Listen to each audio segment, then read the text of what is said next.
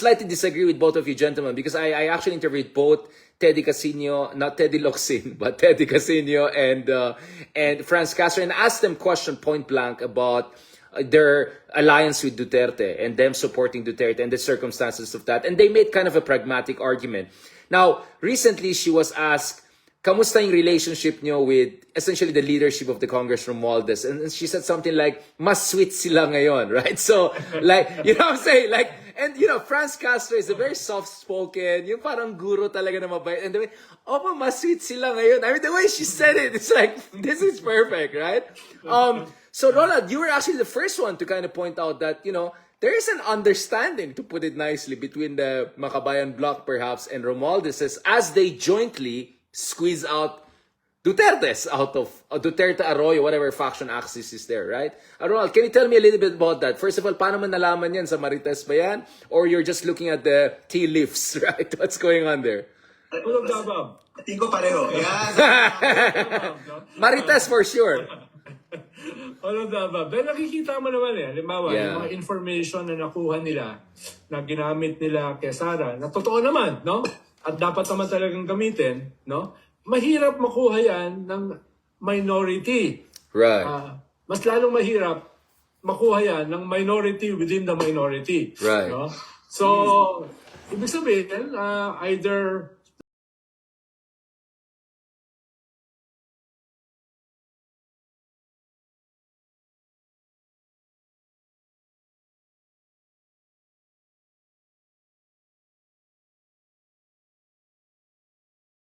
lalim ng kanilang koneksyon Right. sa gobyerno, ng kanilang mga listening post, or may tumutulong. No? Ikalawa, yung conduct ng mga hearings. Pwede naman silang barahin ng majority. Pwede silang Right. pigilan. Pero hindi sila pinipigilan. So, at least may tacit approval. Na sa akin, okay. Nasa akin, Right. okay. No? Kaya, lalo na nung panahon na hindi pa masyadong pwedeng lumantad yung speaker. Right. As the antagonist or protagonist or whatever, Right. no? ni Sara. No, yung role nila ay very important during that moment. Ngayon kasi, the lines are drawn So, lantad na si Tambaluslos Right. No? Lantad na si Tambaluslos. Pero before, no, anong hindi pa nakalantad, ay sila yung gumagawa ng ganong klaseng role. No? Ngayon, iba na yung role nila. Sila yung nagsasampa ng kaso kay Duterte, no? Dito sa grave threat. Right. At ang grave threat, minimum of 6 years yan. 6 to 10 years yan. Right. Kung sakali. No? At mukhang may movement dahil yung prosecutor ay tinable kaagad. In-schedule Right. kaagad yung hearing. No? Ang bilis. Usually, tagal yan matagal yan. No? So, from my vantage point, mukhang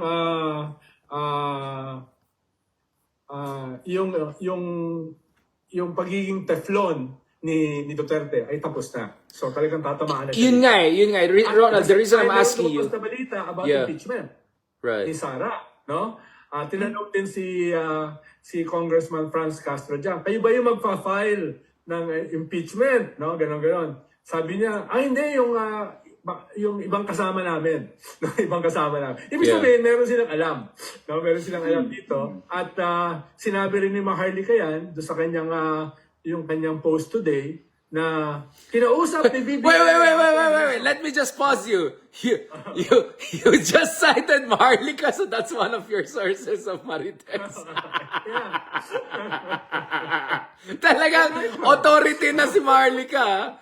Walang, Ronald. Ito si Ronald, kaya ako nanonood ng SMNI dahil kay Ronald. Dahil sabi niya, kung gusto mong madikod ang DDS, kailangan manood ng SMNI. Kaya mo makinig ng Basic Dekan Damas. True. Ayun naman, ang homework natin kay Ronald ay magmaharlika. Yan ang di ko na according to Maharlika, hindi ko na kayanan yun. Panoorin nyo si Banat Bay. No? Yon. Panoorin nyo si Sasot. Sama mo na si Malutikia, no? Uy, Ronald, Ronald, na political analyst, Isasot daw, nakatira na sa Beijing ngayon. Narinig ko sa isang interview, sabi niya, based in Beijing na daw siya. Baka magsi-CGTN na siya. Parang si ano.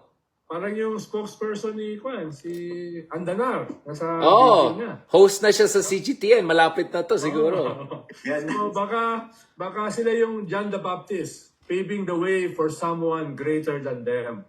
Nasusunod sa Beijing. Wag naman sana. Wag naman sana. ICC. Pag Sa lumabas na yung mahigpit na ICC. yakap, sa mahigpit at malambing na yakap ni Winnie the Pooh. Yan. Oo. Ay, maraming pera dyan. Maraming pera dyan sa China. Mayaman yan. Leloy, mayaman yan ang China. By the way, on a different topic, pupunta ba dyan si Xi Jinping sa lugar nyo, Leloy? Hindi lugar Wala nyo, naman San nag-imbita Francisco. sa kanya. Wala nag-imbita sa kanya. So, Ang press release parang pupunta eh. hindi, wala nag-imbita. Nasa San Francisco na siya. Dumating na ata San Francisco. Pero ano daw pumunta sa isang very fancy lodge in the South Bay with President Biden na sila lang. So, magsa-summit one-on-one sila. time. Oo, special summit. Oo. Leloy, let me also ask you about this. First of all, again, as a historian, okay, how do you compare the current quote-unquote understanding between Romualdez and the traditional politician leadership of Congress and the Makabayan bloc compared to the previous permutations of this? So, ano naman, di ba? Nakita naman natin sa libro ni Joseph Scalise na lahat ng iteration ng kaliwa sa atin naniniwala sa Leninismo. Hindi ako nagre-red tag, hindi ako nagre-red bait. Sinasabi ko lang Leninismo.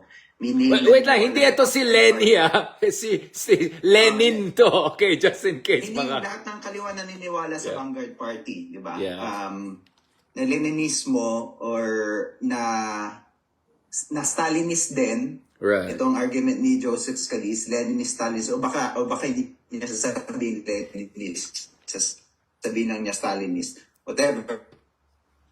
Lahat ng Stalinist incarnation ng Communist Party o ng kaliwa sa Pilipinas ay nakipag-alyansa na sa mga trapo. So yung first Communist Party, yung PKP, nakipag-alyansa kay Ferdinand Marcos, so may president na for this. And then of course, yung contemporary left natin, yung contemporary Maoist left, ay ang dami-dami ng alyansa kumpara kay Digong. So, may president naman for this.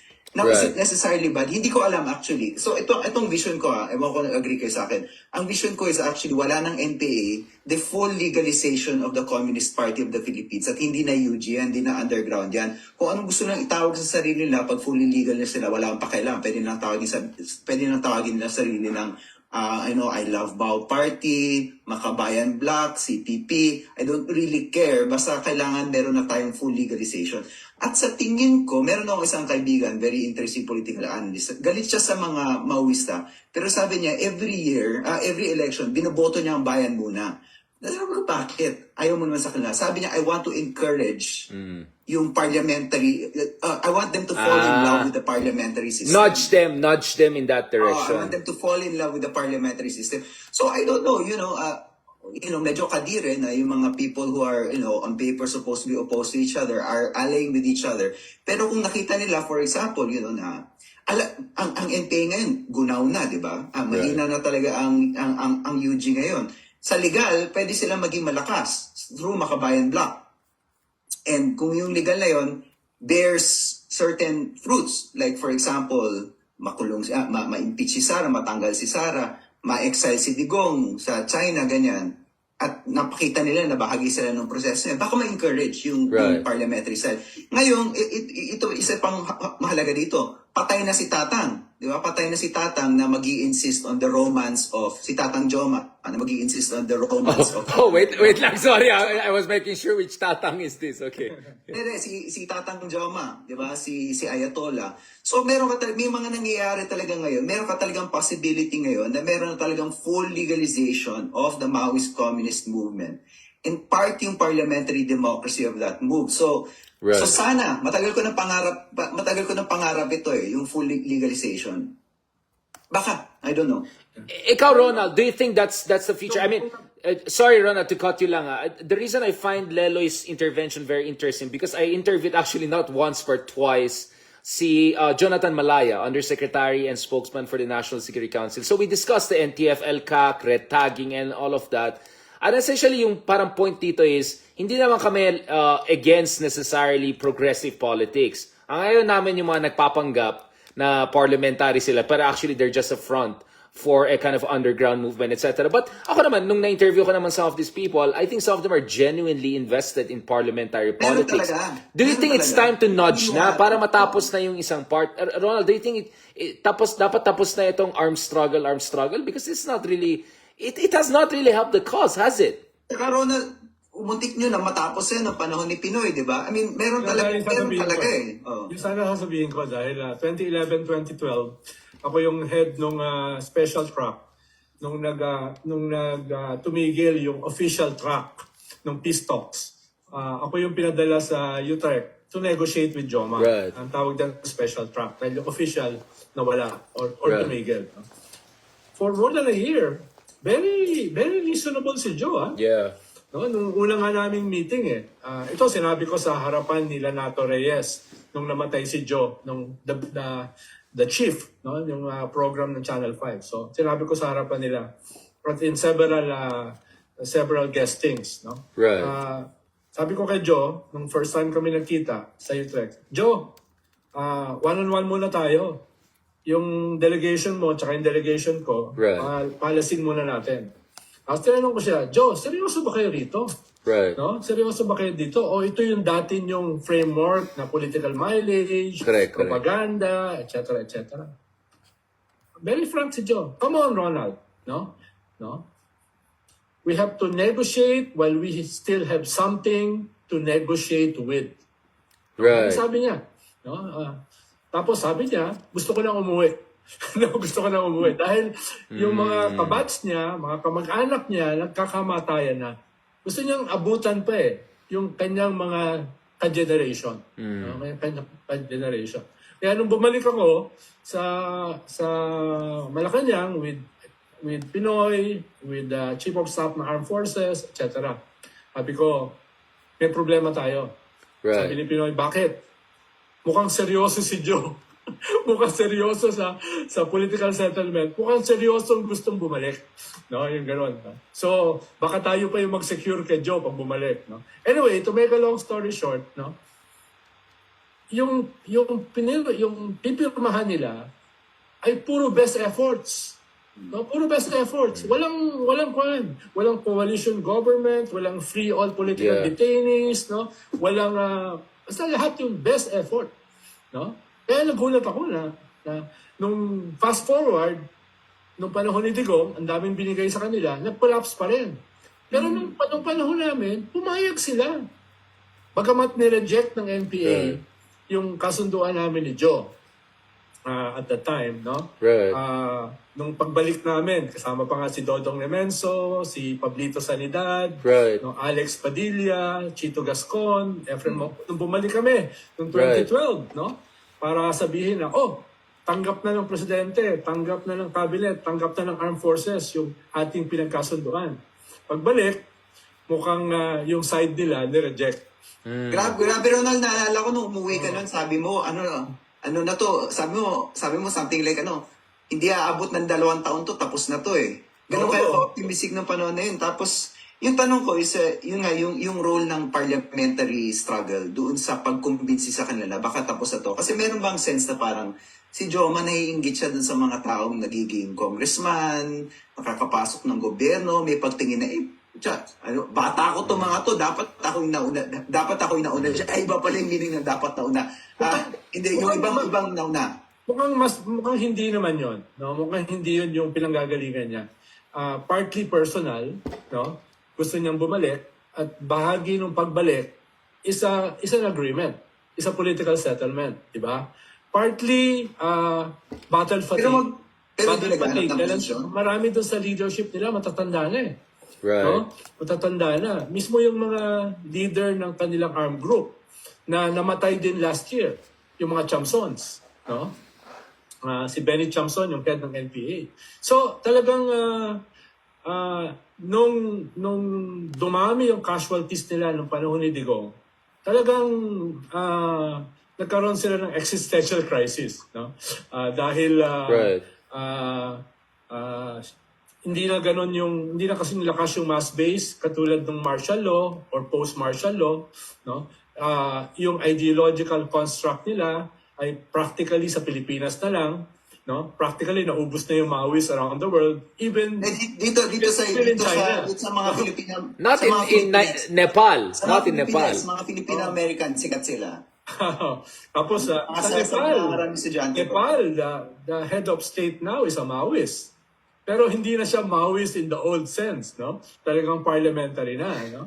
Yeah, Ronald, let me push you on meron this. natitira sa northern India, no? Yung Naxalites, no? Tsaka sa Nepal, malakas pa yung mga Maoist doon. But Ronald, let me push you a little bit on this. What about yung mga regional commanders? This is the Tiglao school of thought, no? Yung mga regional commanders there who are just really running their own protection rackets there na kunyari lang.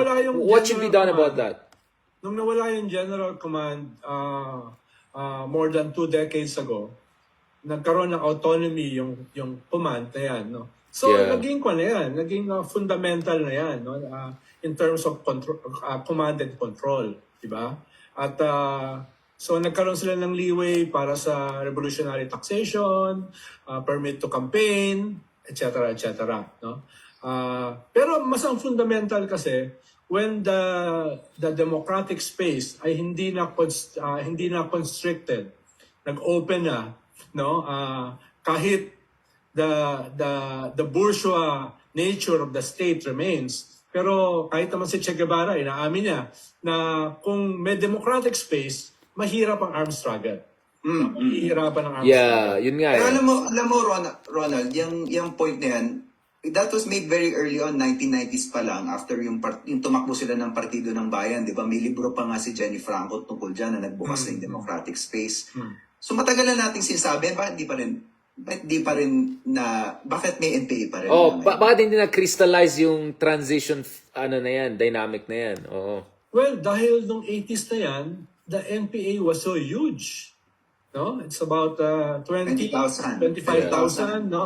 So it takes time bago yan dumating nga yung panahon na they have more arms than guerrillas. Eh. So sabihin slow burn yung combination ng ideological weakness, the weakness of the armed struggle, at saka yung democratic space, no? Hindi siya overnight na nagbago eh. Dahil nga ang laki-laki nila nung 80s, no? Ang laki-laki nila. At saka siyempre, yung mga contradictions pa rin ng lipunan, nandiyan pa rin, no? Nandiyan pa rin kahit yung space ay lumaki, no? Pero nakita natin ngayon from 25,000, swerte na kung may 2,000-3,000. Okay, Ronald. So, may tanong ko sa'yo. You were very hopeful nung panahon yun ni Pinoy. Sabihin natin ang hopefulness mo no, na magkakaroon ng settlement na mawala ng NPA, magiging forest... di ba forest ranger yung proposal at one point, magiging forest ranger na lang sila. Let's say hopefulness at From a red army to a green army. Where are you now? That's witty. How hopeful are you na matatapos to within the term of, let's say, Ferdinand Marcos, which would be amazing for him, di ba? Like, legacy yun. May mga generals ngayon na ang sinasabi ay nagsimula ito nung panahon ng tatay.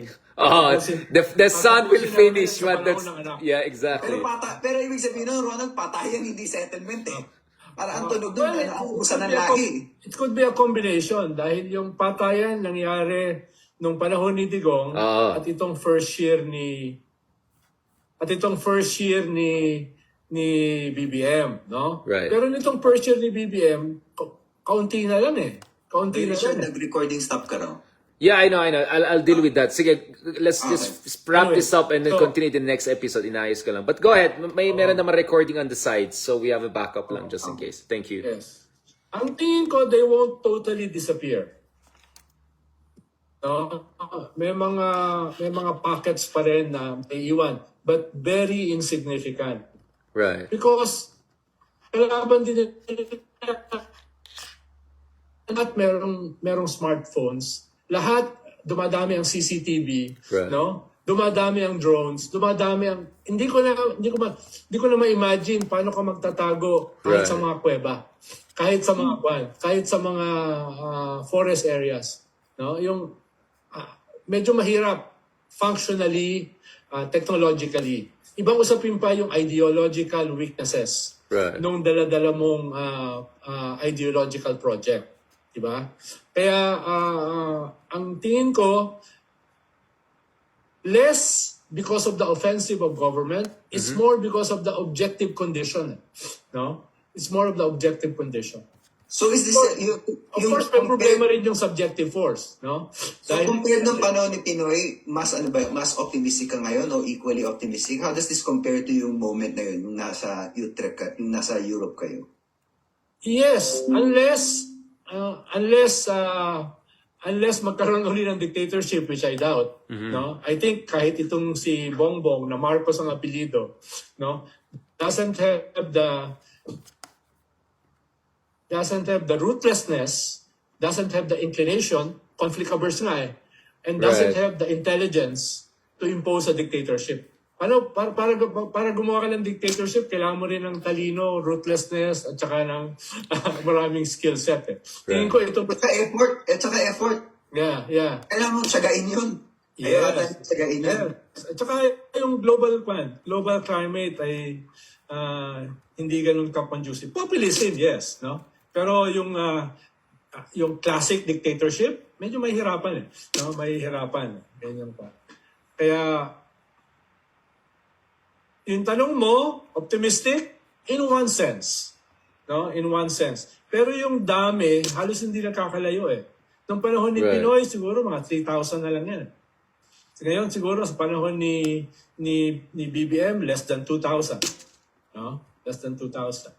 Tapos, on the verge na sila ng pagkahina o pagkawala, no? Dahil nga sa offensive ng military.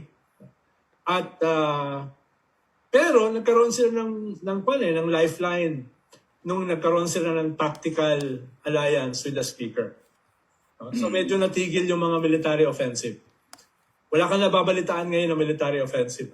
Kasabay nitong political developments na nangyayari ngayon. No? Medyo natigil. So siguro yung demise nila ay napigilan din. For a while. Yun na naisip ko is this just another ploy para pahingahin yung military arm nila?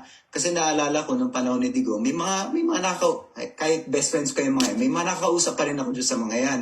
Ang sabi sa akin, kaya kami nandito kasi kailangan namin magpahinga. Kasi alam namin, gera na ulit pagkatapos nito. So itong 2 years na ito na nandito kami, pinahinga lang namin yung troops namin. Is there a sense na baka ganyan ulit yung nangyayari yun? Very fundamental yung problema mo sa recruitment eh. No? Yung mga casualties, hindi mo na napapalitan. Diba? Yun yung, at wala ka na rin masyadong tataguan. No? Wala ka ng masa na lalanguyan, no? Dahil meron ng ibang recourses yung masa, kahit very limited, dun sa kanilang mga problema. No? At ikalawa, physically, wala ka na rin tataguan. At ikatlo, technology. No? Technology. No? Ang hirap i-pursue yung armed struggle under the present technological advancement.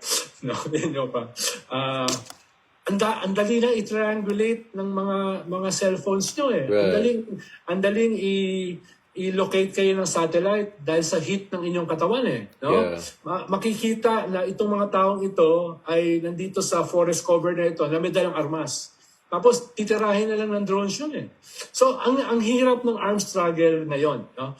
Ibang usapin pa kung legitimate yung armed struggle. Ibang usapin pa kung ito talaga ang dominant form of struggle sa panahong ito. No? Yung objective condition ng technology ay talagang makes it harder for the armed struggle to prosper. Kaya kahit meron silang pahinga, tawag mo, respite, no? Ngayon, whether panahon ni Digong or panahon ni Bongbong, no? Ay tingin ko magpapatuloy na yung pagbulusok pababa nung this kind of armed struggle, this kind of ideological strategy na nakasentro yung armed struggle dun sa kanilang political line, tingin ko may hirapan na. Yeah. Sir Ronald, sorry about that. I just had to do fix some technical stuff. Thank you very much. Nag-back-to-back ako sa itong lumang laptop ko. For some reason, yung bagong laptop ko, it doesn't work better on internet. So I think that's a perfect segue for the next episode. So I'm gonna start recording now. Don't worry, may backup naman tayo on the sides. Now, in the previous episode, of course, we talked about the predicament of the Philippine left and their